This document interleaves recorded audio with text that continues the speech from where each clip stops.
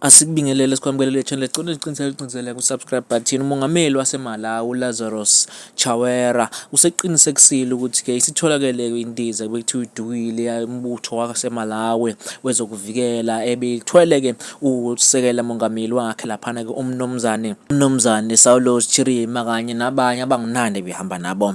Kuthiwa-ke kule ndiza itholakale nje isiphahlazekile izicucu bantu nomongameli waseMalawi useqinisekisile ukuthi akekho umuntu osindile kule ngozi.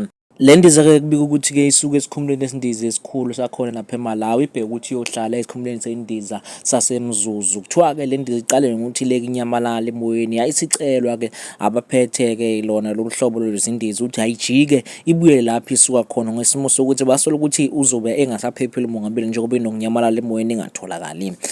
Kuthi ibe isinyamalala-ke isikhathi eside kunalesi kade isinyamalala emoyeni, kwase-ke kuqalwa-ke kubhekwa ukuthi-ke kungani le ndiza ingasatholakali. Emva kwalokho-ke nezwe laseMelika libe selithumela indiza ebizwa C-12 ukuthi nayo izolekelela ukubheka lo mongameli waseMalawi. Abaqhubeka besibikela kuthiwa-ke bese kutholakala njengoba sekutholakale-ke nje le ndiza iphahlazekile khona-ke ezweni laseMalawi.